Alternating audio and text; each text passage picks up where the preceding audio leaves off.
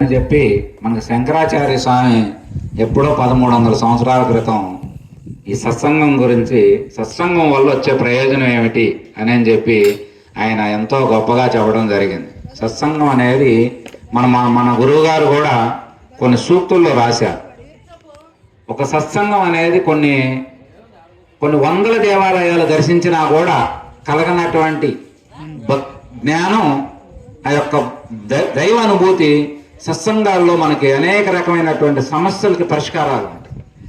అందుకని ఒక యోగిని దర్శించడం మనకి కొన్ని తీర్థయాత్రలు చేసిన దానితో సమానం అని చెప్పారు. కారణం ఏమిటంటే, ఏ రకంగా చూసుకున్నా కూడా జీవితంలో యోగి జ్ఞానిగా మారి జ్ఞాని దర్శనం అనేది గొప్పదని, అందులో మనకు సత్సంగ కార్యక్రమాల్లో జాలువారేటువంటి ప్రతి మాట కూడా ఆ సత్సంగాల్లో వచ్చినటువంటి ఈరోజు మనకు అన్ని గ్రంథాల్లో మనకు చెప్పబడేటువంటివి కూడా అట్లాంటి సత్సంగ కార్యక్రమాలు మనం నడుపుకోవాలి.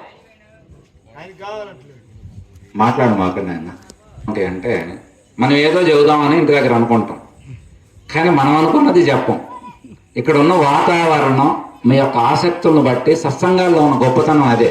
మన గురువు గారు ఎన్నోసార్లు చెప్పేవారు. ఏం చెప్పేవాళ్ళు అంటే, ఏమిటంటే నేను స్వయంగా అడిగినాం, ఏమిటంటే మాకు కొన్ని ప్రశ్నలు ఉన్నాయి కానీ కూర్చున్నాం, కానీ సత్సంగం గంట అయిపోయేలోపు సమస్యంగా మళ్ళీ గురువు గారిని అడగాలనిపించ. అంటే దాని ఉద్దేశం ఏమిటని అడిగితే ఆయన చెప్పిన మాట ఏమిటంటే, మీ అందరికి రకరకాల అనుమానాలు, ఆసక్తులు, రకరకాల కోరికలు ఏవో ఉంటాయి. మీరందరూ సత్సంగంలో కూర్చుంటే వారందరూ ఆసక్తికి తగ్గట్టుగా ఆయన యొక్క మగపద్మం నుంచి అవి జాలువారతాయి. ఆ సమస్యలన్నింటి పరిష్కారాలు వస్తాయి. ఇక నువ్వు ప్రత్యేకించి అడగాలనిపించదు. అది సత్సంగంలో ఉన్నటువంటి గొప్పతనం. సత్సంగం వేరు, ప్రవచనాలు వేరు. ప్రవచనాలు చెప్పేది ఏమిటి? ప్రవచన రూపంగా చెప్పాలంటే మన పురాణ ఇతిహాసాలపై వాటిని కథల రూపంలో, పాత్రల రూపంలో మనం వాటి ఔన్నత్యాన్ని, గొప్పతనాన్ని బాగా చెప్పుకుంటాం. కానీ సత్సంగం అనేది మనకు తెలిసి దగ్గర ప్రాంతంలో సత్సంగం కరెక్ట్గా ప్రమోట్ చేయగలిగినటువంటి వ్యక్తులు ఎవరైనా ఉన్నారంటే మన స్వామి గారే.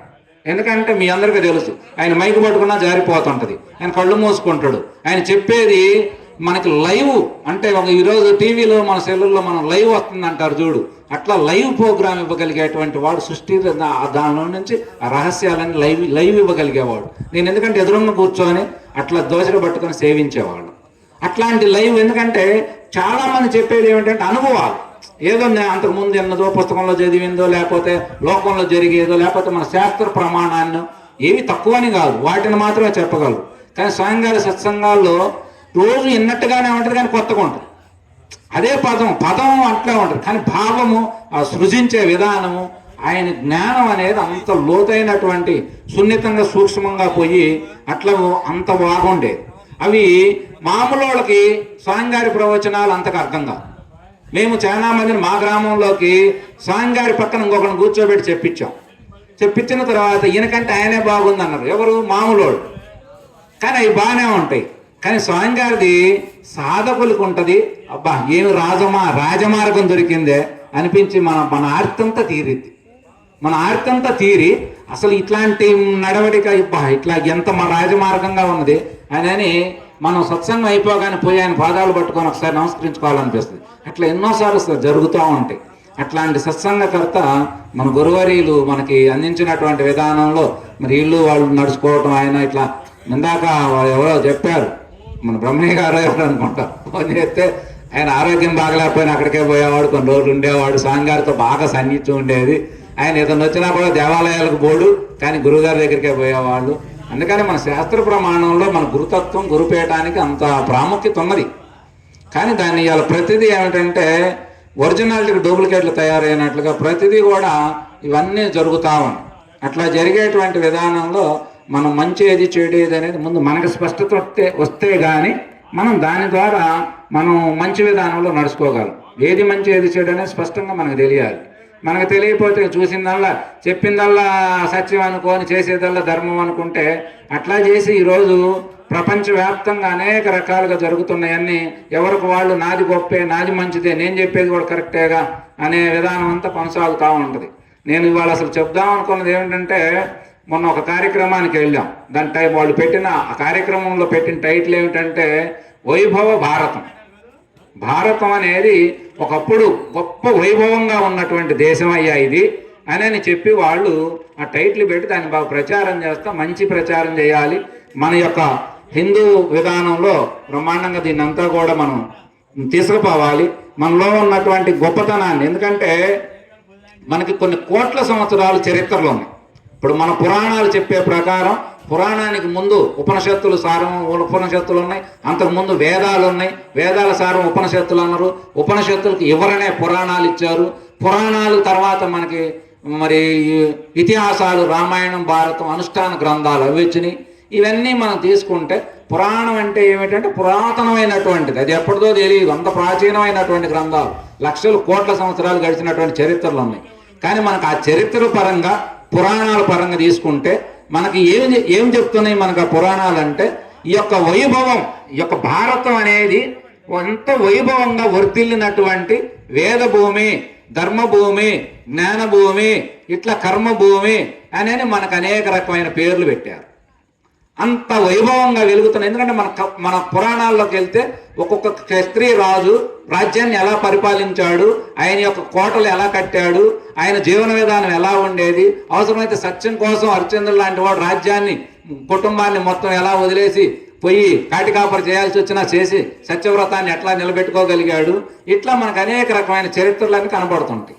అంత వైభవం అంటే ఒక కథ ఉన్నదంటే, ఇప్పుడు ఈరోజు ఇక్కడ మనం 100 మందిని కూర్చున్నామంటే 100 మంది వచ్చినామంటే కరెక్టే కదా, అది ఆ వీడియోలో మనకు మొత్తం రికార్డ్ అవుద్ది కదా. అట్లాగే మన పురాణాల్లో మనకు రికార్డులు అయ్యి ఉన్నాయి. మనకి రామాయణ భారతాలు ఇతిహాస గ్రంథాలన్నీ అయ్యి ఉన్నాయి. అయ్యా కొంచెం దూరంగా మాట్లాడాలి మీరు, కాబట్టి అలా ఉన్నాయి అని చెప్పటంలో అలా చెప్పారు. చెబుతుంటే మనకి ఇవన్నీ చూసుకుంటే ఏమైందంటే, మనం ఒకప్పుడు బాగా మీరు మాట్లాడుకుంటాను చూసుకుంటే మన భారతదేశం ఎంత గొప్పగా వెలిగింది అంటే, ప్రపంచం తిండి తిననప్పుడే మన వాళ్ళు వండుకొని తిన్నట్లుగా, ప్రపంచం బట్ట కట్టినప్పుడే మన వాళ్ళు బట్టలు కట్టినట్టుగా, ప్రపంచం విద్య లేనప్పుడే మనకు అనేక రకమైనటువంటి విశ్వవిద్యాలయాల్లో ప్రపంచం అంతా వచ్చి ఇక్కడ చదువుకున్నట్లుగా మన చరిత్రలన్నీ చెప్పబడ్డాయి. అలా అంత వైభవంగా వెలిగినటువంటి మన భారతీయ యొక్క సంస్కృతి ఇది అఖండ భారతం. భారతం అంటే మన ఇప్పుడున్న భారతదేశం కాదు. ఇప్పుడు మన పురాణాల పరంగా తీసుకుంటే, చరిత్రల పరంగా తీసుకుంటే మనకి అఖండ భారతం అంటే దరిదాపుకి ఇప్పుడు మనకి ఈ పాకిస్తాన్ దగ్గర మొదలుకొని ఇట్లా రౌండ్ తిరిగి వస్తే పాకిస్తాన్, చైనా, నేపాల్, మరి ఆఫ్ఘనిస్తాన్ అనేది మనకి భారతంలో కూడా గాంధారి దేశం. అంటే శకుని యొక్క అక్కగారు గాంధారి శకుని వాళ్ళ తల్లిదండ్రులు వాళ్ళంతా అక్కడ పరిపాలించారు. తర్వాత దుర్యోధనుడు అర్ధరాజ్యం ఇచ్చి పాలించిన కర్ణుడు కూడా ఆఫ్ఘనిస్తాన్ పాలించినట్లుగా మన చరిత్ర చెబుతున్నది. ఇట్లా తీసుకుంటే శ్రీలంక, ఇట్లా మనకు అనేక రకాలుగా మొత్తం కలిపితే అఖండ భారతం. ఇప్పటికీ అందుకే మనకు శక్తి పీఠాలు అంటే అమ్మవారి 18 పీఠాలు మన దేశంలోనే కాదు అనేక చోట్ల ఉన్నాయి. మనకి శివలింగాలు, శివ ఆరాధన అంతా, విష్ణు ఆరాధనలు అనేక చోట్ల ఉన్నాయి. మన పురాణాలు చెప్పే ప్రకారం అఖండ భారతం అంతా కూడా ఒకటిగానే ఉన్నది, వర్ధిల్లింది. అంతరంగంలో అంతర్యుద్ధాలు ఉన్నాయి కానీ బయట పరంగా మనం బ్రహ్మాండంగా ఉండేవాళ్ళు. ఆ విధానంలో కొనసాగుతూ ఉంటే అప్పుడు మనకి వీళ్ళందరూ మనం ఇట్లా ఉన్నాం ప్రపంచంలో గొప్పగా మన పురాణాలు చెప్పే ప్రకారం. కానీ దీని మీద కొన్ని విదేశాలు అంటే వాళ్ళు కూడా ఏం చేయాలి, వీళ్ళు బాగా వర్ధిల్లుతున్నారు, వీళ్ళల్లోకి మనం ఎట్లా ప్రవేశించాలి, ఆ సంపదలను మనం ఎట్లా కొల్లగొట్టాలి, వీళ్ళని ఎట్లా విచ్ఛిన్నం చేయాలి అని చెప్పి మొట్టమొదట అనేక రకాలుగా, ఒక రకంగా చెప్పాలంటే ముస్లిమ్స్ దగ్గర వాళ్ళు ప్రపంచం మొత్తం జయించాలనేటువంటి కాంక్షతో బయలుదేరి మన భారతదేశానికి కూడా వచ్చి అనేక రకాలుగా ముక్కలు చెక్కలు చేసి దరిదాపుగా ఒక 700 సంవత్సరాలు వాళ్ళు భారతదేశం మీద పెత్తనాలు చేసి పాలించి ఇక్కడ సంపదనంతా దోచుకొని సంస్కృతిని అంతా ధ్వంసం చేసి దేవాలయ వ్యవస్థని అనేక రకమైన మార్పులు చేసి మత మార్పులు చేసి ఇవన్నీ రకరకాలుగా చేశారు వాళ్ళు. సరే ఇవాళ వాళ్ళు చేశారు కదా, ఇప్పుడు మరి దాన్ని ఏం చేయాలంటే ఏమీ లేదు, మనం ఏం చేయాల్సిన పని లేదు, ప్రకృతి ఏం చేయాలో జరిగింది. కానీ ఆ రకంగా జరిగిన తర్వాత మనకి క్రైస్తవ మతం ఇవన్నీ మన బ్రిటిష్ వాళ్ళు వీళ్ళు రావటం, వీళ్ళు మించుమించుగా 200 సంవత్సరాలు పాలించారు, తక్కువేం పాలించాల. 200 సంవత్సరాల్లో అసలు బ్రిటిష్ వాళ్ళు పాలించేటప్పుడు అంట ఆయన పెద్ద ఒక సందర్భంలో కింద ఉన్నటువంటి వాళ్ళని పిలిచి వీళ్ళల్లో నుంచి వీళ్ళ యొక్క జీవన విధానాన్ని వీళ్ళు వేరు చేయాలంటే ఎట్లా వేరు చేయాలి, ఈ యొక్క భారతీయ యొక్క సంస్కృతి అనేది మనకి, ఎందుకంటే రాముడు అనేది నరనరాన్ని జీర్ణం అయిపోయింది. ప్రతి గ్రామంలో మనకు ఒక దేవాలయం ఉంటుంది, ప్రతి ఇంట్లో ఒక ఫోటో ఉంది, ప్రతి ఒంటికి ఒక పేరు పెట్టుకుంటున్నాం. ఇవన్నీ ఉంటుంది. ఇట్లాంటి సంస్కృతిని ఎట్లా దెబ్బతీయాలి అంటే ఆయన చెప్పింది ఏంటంటే రాముడిని కృష్ణుడిని వీళ్ళ నుంచి వేరు చేస్తే వీళ్ళని ఈజీగా మార్చవచ్చు. వీళ్ళ సంస్కృతిని ఎట్లా మార్చాలి అంటే రాముడు కృష్ణుడిని వేరు చేయగలిగితే మనం వీళ్ళని మన వైపు తొందరగా తిప్పుకోవచ్చు అని అన్నాడు. అంటే రాముడిని కృష్ణుడిని వేరు చేయడం అది కుదిరే పనే కాదు అని ఆ రకంగా ఎన్ని రకాలుగా చరిత్రలన్నీ వక్రీకరించి రాశారు. అంటే ఇప్పుడు నేను గొప్పగా చెప్పాను అనుకో, ఆయన ఏదో తప్పుగా చెప్పినాడు అన్నట్లుగా చెప్పటం, గొప్పతనాలను రాయకుండా వాళ్ళకు సంబంధించిన విషయాలు రాసి ఇట్లా కనీసం ఒక 1000 సంవత్సరాల పరిపాలనలో ఈ యొక్క భారతదేశం ఔన్నత్యం అంతా దెబ్బతిన్నది అని చెప్పే విధానం. అట్లా తీసుకుంటే ఆ తర్వాత ఇప్పుడు మనకు రామాయణం భారతం ఇవన్నీ చదువుకుంటే మనకు రావణాసురుడు శ్రీలంక అద్భుతమైనటువంటి నగరం రూపుదిద్దుకుంది. ఆయన ఎవరో శివభక్తుడు. అందుకని ఇట్లా మన విధానం అంతా ఇవి అనేక రకాలుగా దెబ్బలు తిన్నాయి, ఇవన్నీ ఉన్నాయా కాబట్టి ఇది మళ్ళీ తిరిగి పూర్వ వైభవానికి గొప్పగా చేరాలి అంటే ఒక భారతం వైభవంగా వర్ధిల్లాలి అనేటువంటి కొంతమంది మహాత్ముల కాంక్ష. అంతేకాదు అఖండ భారతం ఇంకా వర్ధిల్లాలి అనేది. అఖండ భారతం అంటే అది జరిగే పని కాదు. ఎందుకంటే ఇప్పుడు 10 దేశాలు విడిపోయాను, ఇంక నీకు వాళ్ళు ఎందుకు కలుస్తారు?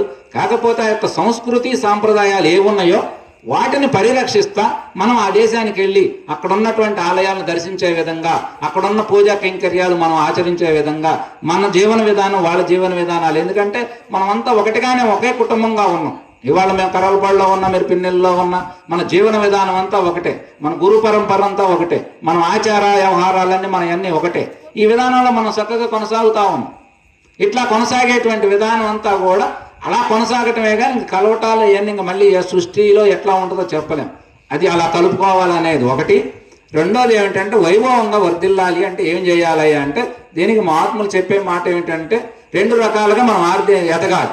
ఒకటి ఆర్థికంగా ఎదగాలి, 2 మానసికంగా ఎదగాలి. అంటే ఇతరులకు ఉన్నది ఇతరులకు లేనిది మనకున్నది ఒకటి ఉన్నది, ఇతరులకు ఉన్నది మనకున్నది ఒకటి ఉన్నది. ఇతరులకు ఉన్నది మనకున్నది ఏమిటి? ప్రపంచీకరణలో ఇవాళ భౌతికమైనటువంటి అపర విద్య, అందరూ విద్య చదువుకోవటం, అనేక రకాలుగా సైన్స్ పరంగా డెవలప్ కావటం, ఇట్లా నీకు అనేక రకాలుగా అభివృద్ధి అనే వైపు మనం ప్రయాణం చేస్తున్నాం. మనకు తెలిసి మనం చిన్నపిల్లలప్పుడు సెల్లు లేదు, ఎక్కడికైనా ప్రయాణాలు పోవాలంటే ఇబ్బంది అయ్యేది, వార్తలు తెలిసేవి కాదు. కానీ ఈరోజు ఎన్నో విషయాలు మనం కనుక్కోగలుగుతున్నాం. ఎంతో ఇవాళ ప్రపంచం చంద్రుడి మీద అడుగు పెడుతుంటే కొన్నాళ్ళు చంద్రుడి మీద ఇల్లులు కట్టే అవకాశాలు వస్తున్నాయి మనకి. ఇట్లా జరుగుతాయి. ఇది భౌతికంగా జరుగుతుంది. కానీ అంతరంగంగా ఎదుగుదల మాత్రం ప్రపంచంలో ఎవరికీ లేనటువంటిది మనకున్న గొప్పది ఏమిటంటే ఆధ్యాత్మిక విద్య. అది మన గురువుల యొక్క మొగత ఆధ్యాత్మిక పరవిద్యా జ్ఞానం అనేది ప్రపంచంలో ఎవరికీ తెలియదు. అందుకనే మన భారతదేశంలో ఈ గురుతత్వం అంతా వర్ధిల్లుతా ఉన్నది కాబట్టే, ఇది విశ్వశాంతి కళ్యాణంగా మారుతుంది కాబట్టే, అందుకనే మన భారతదేశంలో ఈ యొక్క సంస్కృతి సాంప్రదాయాలు గొప్పగా ఉండటం, ఆ యొక్క సంస్కృతికి తగ్గట్టుగానే ఆ నడవడిక, ఆ జీవన విధానం అవన్నీ మనకి గురువు యొక్క మాటను మనం ప్రామాణికంగా పాటిస్తాం కాబట్టి ఆ గురుతత్వం, గురువే దేవుడుగా మారి ఈరోజు మన భారతదేశంలో ఇంతమంది దేవుళ్ళు కోకొల్లలుగా ఉండటానికి కారణం ఏమిటంటే ఆ జ్ఞానం ఉన్న ప్రతివాడిని, లోకానికి మంచి చేసిన ప్రతి వ్యక్తిని దేవుళ్ళుగా మార్చుకున్నాం మనం. అందుకని ప్రపంచం మొత్తం తిరిగిన 2-3 కనపడరు, కానీ మన భారతదేశంలో కోకొల్లలుగా ఉంటారు. అందుకని అట్లాంటి మంచి విధానం ఇట్లా వైభవంగా ఎలగాలంటే మనకి విశ్వం మొత్తం, ప్రపంచీకరణ మొత్తం కూడా మన వైపు చూడాలి. ప్రపంచానికి మనమే గురుస్థానాన్ని అలంకరించాలి. అంటే సూచనలు, సలహాలకు కానీ అవసరాలకు కానీ మీ హృదయం ఎట్లా శాంతిస్తుంది, మీరు ఎట్లా హాయిగా బ్రతకగలుగుతున్నారు, మీరు ఎంత ఐకమత్యంగా ఉండగలుగుతున్నారు, మీలాగా మేము ఎందుకు ఉండలేకపోతున్నాం. ఈరోజు మనం చూస్తూ ఉన్నాం ముస్లిమ్స్ కంట్రీస్ అన్నీ యుద్ధాలతో అట్టుడికిపోతా ఉన్నాయి. పాపం ఆడవాళ్ళంతా విలవిల్లాడిపోతున్నారు, పిల్లలు అసలు చాలా ఘోరంగా ఉంటుంది తలుచుకుంటుంటే. మరి అట్లా అవన్నీ ఎందుకు యుద్ధాలు పెట్టుకుంటారంటే స్వార్థం కోసం, స్వలాభాల కోసం, పెత్తనాల కోసం, ఐకమత్యాన్ని కోల్పోయి ఎవరో జరుగుతూ ఉంది. అందుకనే ఇప్పుడు మనం మనవాళ్ళు చెప్పే మనకు గొప్పతనం ఏంటంటే ప్రపంచంలో ఇంతవరకు మనం ఎవరి మీదకు పోయి యుద్ధాలు చేసిన సంఘటనలు లేవు.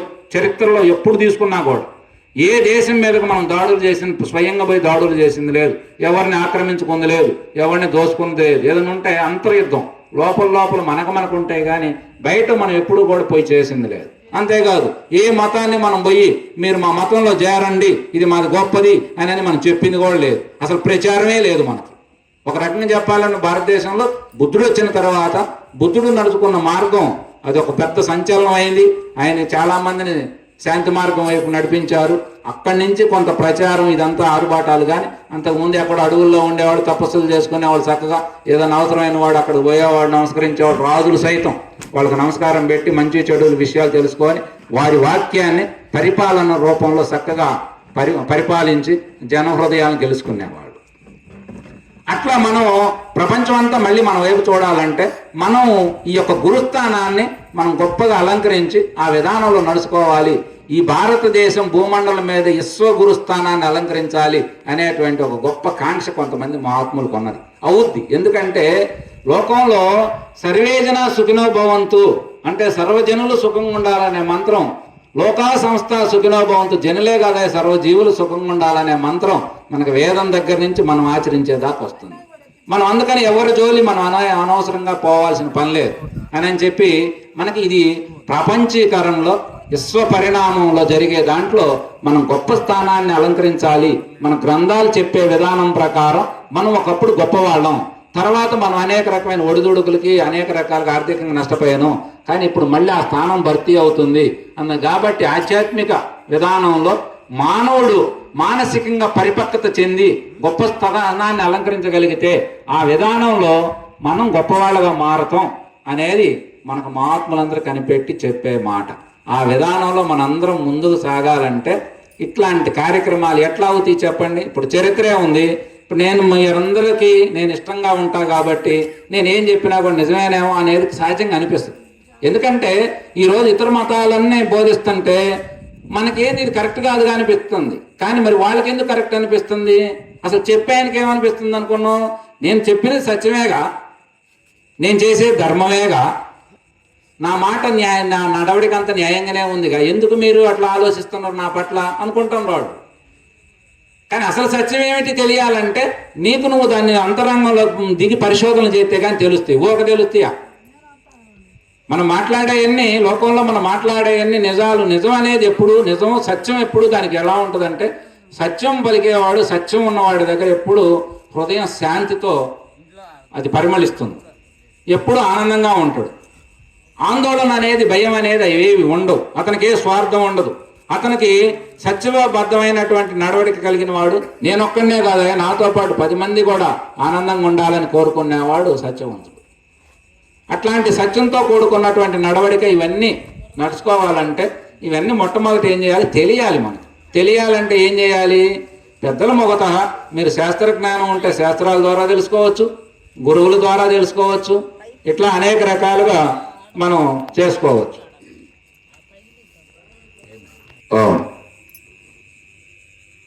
మనసు అనేది చాలా మాయది, చాలా గొప్పది.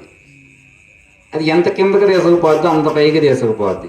ఎందుకంటే మహాత్ములు చెప్పిన మాట, బుద్ధుడు ముఖ్యంగా మనసే బుద్ధుడిని చేసిద్ది, మనసే బుద్ధుడిగా మార్చిద్ది.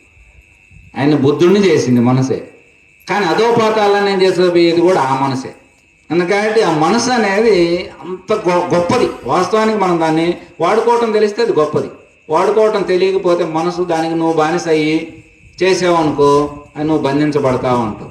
అట్లాంటి మనసుని నీవు కాదని దాన్ని నీవు అదుపులో పెట్టుకోవటం అనేది మనం నేర్చుకోగలిగితే, దానికి ముఖ్యంగా మనకు కావాల్సిన కొన్ని వాక్యాలు ఉన్నాయి, కొన్ని భావాలని మనం ఎట్లా అదుపులో పెట్టుకోవాలి, ఓర్పు, సహనం, ఇవన్నీ మనం పెట్టుకోగలిగితే, లేదనుకోండి అవి ఎంత దూరమైనా పరాభవానికి తీసుకుపోతాయి. ఇప్పుడు ఒక కార్యక్రమం జరిగిద్ది, మనకు కాసేపు ఇక్కడ ఓర్చుకోలేము. అంటే ఒక పాట పాడాలనే కాంక్ష మనకు ఉంటుంది, దానికి అవకాశం రాల. ఓర్పు అనేది, ఓర్పు అంటే ఏమిటి? ఎంతసేపు అయినా కాసేపు ఓర్చుకోవాలి. సహనం అంటే ఏమిటి? రావాల్సిన ఫలితాలు రావట్లా. మనం సమాజంలో ఏదో చేద్దాం అనుకుంటాం, లేదా పొలం 10 ఎకరాలు వేస్తాం, ఈ సంవత్సరం ఏదో వస్తుంది అనుకొని ఆశిస్తాం, రాదు. అయినా ఎదురు చూడాలి. అందుకే ఓర్పు సహనం అనేది స్త్రీల్లో ఉందనుకో, ఓర్పు ఉన్న వ్యక్తిని భూదేవితో సమానంగా పోలుస్తాం. అంటే భూమి అనేది ఇప్పుడు మన భూతల్లి ఉంది, భూమిని మనం తల్లిగా భావిస్తాం. లక్ష్మీదేవిగా, శ్రీదేవిగా, భూదేవిగా, విష్ణు యొక్క పత్నిగా మనం భావించేది ముఖ్యంగా అమ్మవారిని. భూమి అట్లాంటి భూమి మరి ఎంత సృష్టిస్తుంది. ఇందులో అన్నీ అనేక రకాలుగా ఉన్నాయి. అంటే మంచి చెడులు అన్నీ ఉంటున్నాయి, అయినా అన్నీ ఓర్చుకుంటుందా? జనరల్గా మనం తల్లి ఉన్నాం, మన తల్లిదండ్రులు ఉన్నాం, కుటుంబంలో ఎలాంటి ఒడిదుడుకులు వచ్చినా పిల్లలు ఎలా ఉన్నా కూడా అన్ని కడుపులో పెట్టుకొని దాచుకుంటామా? ఏ తప్పులొప్పులు ఉన్నా కూడా. అట్లాగే ఈ ఓర్పు సహనం అనేవి మనకి లేవనుకోండి, దానివల్ల మనం చాలా కోల్పోతాం. అందుకని ఇట్లాంటివన్నీ మనం ఇవన్నీ తెలుసుకొని మనం నడుచుకోగలిగితే మన జీవితానికి చాలా ఉపయోగం ఉంటుంది. ఇప్పుడు ఒక మాట అన్నాం అనుకోండి, తిరిగి రాదు. కానీ అనకుండా ఉండాలని మన మనసు చెబుతూనే ఉంటుంది, అనకూడదయ్యా ఓర్చుకోవాలి కాసేపు అని. కానీ ఓర్చుకోలేక గబానా మాట అంటాం, కానీ అది తిరిగి రాదు. అందుకని ఇవన్నీ ఎందుకంటే సాధనలో అంటే ఏమిటి ఈ మనసు ఏమిటి, మనిషి ఏమిటి, అసలు జీవితం ఏమిటి, ఇవన్నీ సాధనలో చేసుకునే పద్ధతుల్లో ఒక పద్ధతి ఉంటుంది. సాధన కాకుండా జనరల్గా చేసే పద్ధతులు కొన్ని ఉంటాయి. ఇప్పుడు మనం 10 ఏళ్ళు 20 ఏళ్ళు 30 ఏళ్ళు నుంచి భజన కార్యక్రమాలు ఇవన్నీ చేస్తున్నాం. మనలో పెద్ద మార్పులుగా రాకపోవటం వల్లే ఈరోజు నేను బాగా అనుకునేది, ప్రపంచం ఎప్పుడు కూడా గొప్పగా మారాలి అంటే అర్థమైందంటే వ్యక్తి దగ్గర నుంచే మారాల్సిందే. వ్యవస్థ మారదు. ఎప్పుడు వ్యవస్థ ఎందుకు మారిద్ది? ఇప్పుడు దానికి మహాత్ములందరూ చెప్పే మాట ఏమిటంటే, మన స్వామిగారు లాంటి వాళ్ళకే ఉందనుకోండి. ఉదాహరణకి ఆయనకు ఫస్ట్ ప్రపంచంలో అంత దుఃఖం ఉందనిపించింది, కానీ తర్వాత పూర్ణ జ్ఞానం పొందిన తర్వాత ప్రపంచం అద్భుతం, ఆనందం, మొత్తం సర్వం దైవమయం అన్నాడు ఆయన రాసిండు. అంటే ఏమిటి అంటే, నీ మనసు దుఃఖంగా ఉంటే లోకంలో దుఃఖం ఉన్నట్టు ఉంటుంది, నీ మనసు ఆనందంగా ఉంటే లోకం అంతా ఆనందంగా ఉన్నట్టు ఉంటుంది. ఇప్పుడు మన దగ్గర ఎవరి దగ్గరైనా కాస్త ఈ సంవత్సరం ఒక 10 లక్షలు ఏదైనా పంట మీద బాగా మిగిలిందనుకో, బాగా హుషారుగా హాయిగా ఉన్నట్టు ఉంటుంది. ఆయన ప్రపంచం ఎటు చూసినా భలే ఉన్నట్టు కనపడుతుంటుంది. అతనికి ఏదో ఆర్థికంగా ఇబ్బందులు సబ్బందులో ఉండి అతని ఏదైనా కుటుంబంలో నలిగిపోయి బాధపడుతుంది అనుకో, ఆ బాధ ఏందో లోకంలో కూడా అట్టనే ముఖం ఏదో చిన్నపుచ్చుకున్నట్టు కనపడుతుంటుంది. ఎందుకని అంటే నీకు ఇక్కడ ఉన్నదే లోపల కనపడుతుంది. అందుకని ఇది మనం సరి చేయాలంటే మనం ఈ యొక్క కార్యక్రమాలు ఇట్లా ఉండే వాళ్ళందరూ ఫస్ట్ నుంచి ఏంటంటే, లోకంలో చెప్పేవాళ్ళ బోధలేమో వారి జీవితాల్లో ఉండట్లా, వారి జీవితం వేరు, చెప్పే బోధలు వేరే అవుతున్నాయి. అట్లా గుడికొచ్చే జీవితాలు, ఆశ్రమాలకు పోయే జీవితాలు అవి కూడా సరిగ్గా అంటే ఆశించినట్లుగా ఉండకపోవటం వల్ల ఏమవుతుంది, ప్రపంచంలో పెద్ద మార్పు ఏం లేదుగా. ఏముంది ఇప్పుడు వాళ్ళు 20 సంవత్సరాల నుంచి గుడికి పోతారు, ఏం మార్పు ఏం లేదుగా. ఎవరు చెప్పిన అదేగా. ఇప్పుడు లోకం మనం ఎంత చూస్తుంటుంది ఆదర్శంగా, ఏం చేస్తున్నారు వీళ్ళు. మనం కొన్నాళ్ళు ఒక మంచి కార్యక్రమాల్లో పాల్గొని మనం బాగా ఉంటే మనం లోకం అనుసరిస్తూ ఉంటుంది. అలా అనుసరించాలంటే మన జీవితంలో మార్పు రావాలి. మార్పు అంటే ఏమిటి? భౌతికమైనటువంటి సంపదల గురించి నేను పెద్దగా చెప్పను, ఎందుకంటే సంపదలు కూడా నువ్వు కష్టపడి పొదుపు జాగ్రత్తలు చేసుకోగలిగితే బ్రహ్మాండంగా ఎంతో కొంత ఉన్నదాని మీద మెరుగవుతుంది. కానీ మానసికంగా మార్పు రావాలి. మనలో ఉన్నటువంటి ముఖ్యంగా ఇట్లాంటి కార్యక్రమాలు ఇవన్నీ పాల్గొనే వాళ్ళకి ఓర్పు, సహనం, కాస్త దయాగుణం, కాస్త విచక్షణ, వివేకం ఇవన్నీ మనం కనుక సమకూర్చుకోగలిగితే, కాస్త స్వార్థం వదిలిపెట్టి కాస్త చేయగలిగితే, ఎందుకంటే ఏమి చేసినా నీకున్న గడువులోనేగా. గడువు నీకు ఒక 60 ఏళ్ళు 70 ఏళ్ళు 100 ఏళ్ళు ఉందనుకోండి, ఆ తర్వాత నీకేం లేదు ఇక్కడ చెప్పుకోవడానికి. వాస్తవానికి ఎందుకంటే మనిషికి ఉన్నది ఒకే జీవితం. ఆ జీవితంలో నువ్వేమైనా చేయగలిగింది నువ్వు తెలుసుకోవాల్సింది తెలుసుకో, చేయాల్సింది చెయ్యి, పొందాల్సింది పొందు, ప్రపంచానికి ఇవ్వాల్సింది ఇవ్వు. ఇదే ఇంకా సూత్రం, ఎందుకంటే ఏం లేదు. దాంట్లో మనం ఎప్పుడైనా పోవాల్సిందే. కానీ పోయేలోపు నువ్వు పూర్ణమైనటువంటి ఆనందాన్ని పొంది 10 మందికి ఆ ఆనందాన్ని పంచి నువ్వు పోయినప్పుడు అందరూ అబ్బా మహానుభావుడా అని అనుకుంటాం. ఎందుకంటే అది కూడా అంతే, అది కొన్నాళ్ళే ఉంటుంది, అది మాత్రం ఎన్నాళ్ళు ఉంటుంది. కానీ ఏదన్నా దాని జన్మ సార్థకత ఏమిటంటే నీవు దాని గురించి పూర్ణంగా తెలుసుకొని ఆ విధానంలో నీ జీవితం నడుచుకోవటం అనేది మనకి చెయ్యాలి. అలా చేసినటువంటి వాళ్ళలో ఇప్పుడు మన స్వామి గారిని అనుసరించిన ఆశిష్యుడు ఇలా కార్యక్రమం ఆయనకి ఎందుకు పెట్టుకోవాల్సి వచ్చింది అంటే, ఆయన గురువు గారి దగ్గర నేర్చుకున్న సంస్కారాలు కొన్ని ఆయన పాటించటం, ఉన్నటువంటి పేదరికంలోనే ఉన్నదంటే సంతృప్తిగా సంతోషంగా బ్రతకటం, నలుగురితో కలిసి బ్రతకటం.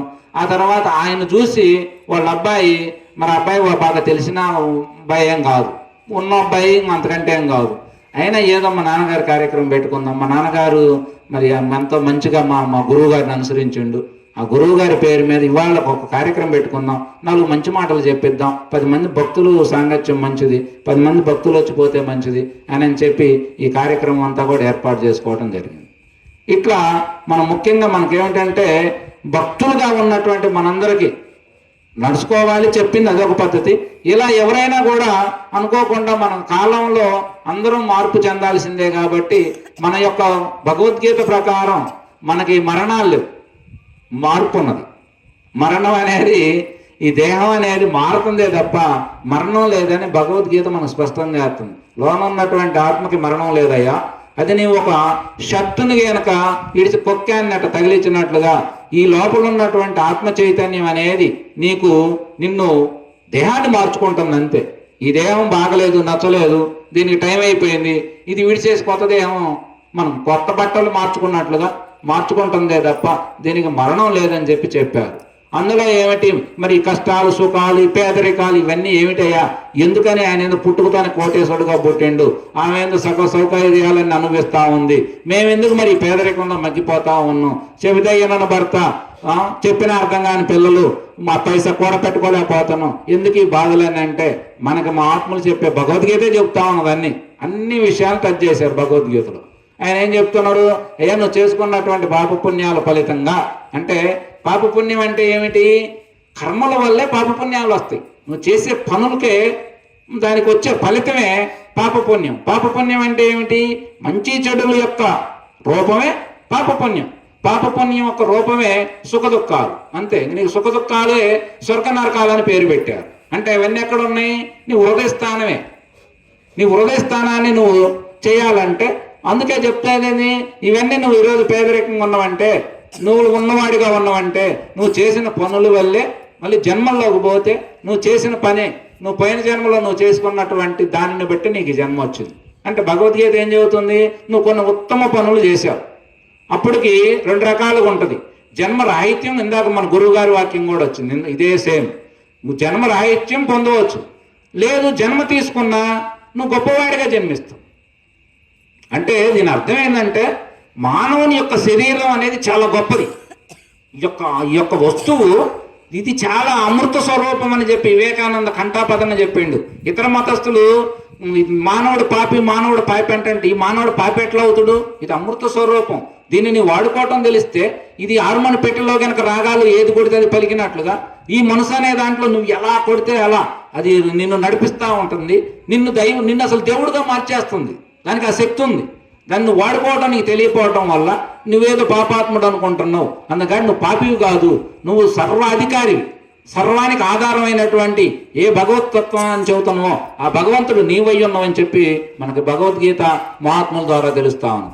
అందుకు కాబట్టి మనకి ఏ రకంగా చెప్పినా నీవు ఒకటి, ఈ దేహం అనేది పుట్టుట, పెరుగుట, తిరిగి నశించుట అనేది ఖాయం, అందులో సర్వసాధారణం, అది అలా జరిగిద్ది. కానీ మరి ఈ సుఖ దుఃఖాలు ఏమిటంటే నువ్వు చేసుకున్న కర్మల వల్లే నీకు వస్తున్నాయి.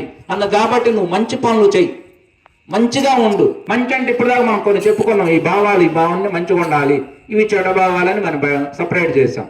అందుకని మంచిగా జీవించండి. మంచిగా జీవించే దాంట్లో కాస్త త్యాగ బుద్ధులు ఇవన్నీ ప్రదర్శిస్తే, అంటే మనకు మహాత్ముడు వేదవ్యాస మహర్షులు చెప్పేది ఏమిటంటే నువ్వు చేసినది, నువ్వు పెట్టినది నీకు తిరిగి వస్తుంది. అందుకని నువ్వు పెట్టుకొని నీకు ఎక్కడి నుంచి వస్తుంది? ఈరోజు నువ్వు నాకు లేదని ఏడ్చినావు అంటే దానికి కారణం నీవేనని శాస్త్రం చెప్తుంది. అందుకని ఏం చేయాలి? మాకున్నదంతా పెట్టాలి కాదు, నీకున్న దాంట్లో ఉన్నంతలో నువ్వు సంతృప్తిగా ఉంటా, నువ్వు దాని గురించి ప్రయాణం చేయాల్సిన అవసరం ఉన్నది. అందుకని ఆ విధానంలో నువ్వు చేసుకోగలిగితే నీవు చక్కగా అవసరమైతే ఈ జన్మ, ఎందుకంటే మళ్ళీ సృష్టి అనంతంలో మన జన్మ ఎంత, మనకు 100 ఏళ్ళు అనుకున్నా కూడా కోటాను కోట్ల సంవత్సరాలు ఈ జీవితంలో అంత అనంతమైనటువంటి విశ్వంలో అనేక రకమైన బ్రహ్మాండాలు ఉన్నాయి. బ్రహ్మాండాల్లో విశ్వాలు ఉన్నాయి, విశ్వాల్లో అనేక రకమైన ఇట్లాంటి గోళాలు ఉన్నాయి. మన భూమి అనేది అందులో ఒక చిన్న గోళికాయ లాంటిది. ఈ చిన్న భూమి మీద మరి ఈ భూమి ఎంత ఉంటే అందులో నీరు ఎంత, అడవులు ఎంత, చెట్లు ఎంత, చేమ ఎంత, దేశాలు ఎంత, అందులో మన రాష్ట్రం, దేశాలు ఇవన్నీ ఎంత మనం చిన్నవాళ్ళు. అందుకని అట్నే మన జీవితం కూడా విశ్వంతో పోల్చుకుంటే 100 సంవత్సరాలు అంటే అందుకే మానవ జన్మ రెప్పపాటిది అంటారు మన వాళ్ళు. రెప్పపాటి జన్మ ఎందుకు రా దీనికి అంత ఆందోళన చెందుతున్నాం అని అంటారు. అందుకని రెప్పపాటి జన్మని మనం సార్థకం చేసుకోవడానికి మార్గం తెలిసినటువంటిది ఈ మానవ జన్మ. అనేక రకమైన జీవరాశులలో దేనికి లేని సదుపాయం మానవ జన్మకి మానవుడికి ఉన్నదయ్యా. అందుకని మానవ జన్మను సద్వినియోగం చేసుకోవాలంటే మంచి కార్యక్రమాల్లో పాల్గొనాలి, మంచి విషయాలు తెలుసుకోవాలి, మంచిగా నడుచుకోవాలి. ఎందుకంటే ఇతరులకు పెట్టిందే అది మనకు మొరటిగా చెప్తారు సామెత, నువ్వు తిన్నది మట్టి పాలు ఇతరులకు పెట్టింది నీ పాలు. ఎంత గొప్ప మాట. ఇవన్నీ మనం అంతకుముందు ఏదో గ్రంథంలో చదివితేనే పెద్ద మాట అనుకున్నాం. లోకంలో సహజంగా మాట్లాడే మాటల్లో గొప్ప వేదాంతం అంతా ఒట్టి పడతా ఉన్నది. అర్థం చేసుకుంటే చాలు. దానిలో అర్థం చేసుకోవడం అంటే ఏమిటి దాని గురించి అని కొంచెం మనసు శ్రద్ధ పెట్టాలి. మనం ఏదో ఇనేస్తాం. ఇప్పుడు మన పాటలు పాడుతురు, నేను పాడుతుంటే ఒక్కొక్క పాటలో ఎంత లోతైన అర్థాలు ఉంటాయో, కానీ మనం పాడేస్తాం. ఎవరో ఎన్నర్లే అనుకుంటాం. ఎవరో ఏంటో ఉపయోగం లేదు పాడిన. ఏమిటి ఇప్పుడు అన్నమయ్య ఉన్నాడు, త్యాగయ్య ఉన్నాడు, రామదాసు ఉన్నాడు, వాళ్ళకి సమాజంతో పని లేదు. రాముడిని ఎదురు కూర్చోబెట్టుకుంటూ వాళ్ళు హాయిగా కూర్చొని పాడుకుంటారు. వాళ్ళతో పనే లేదు వాళ్ళకి. ఎందుకని వాళ్ళు ఇలా ఆనందపడతారు, స్వామి ఉన్నాడని నమ్ముతారు వాళ్ళు, అంతే. లోకంతో వాళ్ళకి పని లేదు. అందుకని వందల వేల సంవత్సరాలు గడిచినాయి, అయినా వాళ్ళు పాడినాయి, వాళ్ళ ద్వారా జాలువారిన పాటలు ఇప్పటికీ లోకానికి ఆదర్శం అయ్యే ఉన్నాయి. ఇక ముందు కూడా అంతే ఉంటాయి. అంటే ఏమిటి వాళ్ళకి మనకి తేడా ఏమిటి? మరి వాళ్ళు భక్తి చేశారు, వాళ్ళు పాటలు పాడారు, మనము పాడాము అంటే దాంట్లో శ్రద్ధ వహించటం, శ్రద్ధ పెట్టడం, దానికోసం అవసరమైనప్పుడు వదులుకోవాల్సి వస్తే వదులుకోవటం, కలుపుకోవాల్సి వస్తే కలుపుకోవటం, దేనికైనా సంసిద్ధం అయి ఉండి జీవితాన్ని అట్లా నడిపించారు వాళ్ళు. మనం ఏమిటంటే ఏదో పాడతాం, కానీ దాని మీద శ్రద్ధ ఉండట్ల. మనం పాడే పాటలో ఉన్న తత్వం ఎంత లోతులు ఉంటాయో అని అర్థం చేసుకొని తెలుసుకుంటే మనసు ఏమైంది, ఏంది దీనివల్ల ఉపయోగం ఏమి లేదు, తేలికైతే హాయిగా ఉంటుంది, దుఃఖం నుంచి బయటపడదు. ఇప్పుడు ప్రతి మనిషి కోరుకునేది ఏమిటి? నీరు పల్లానికి పోయినట్టుగా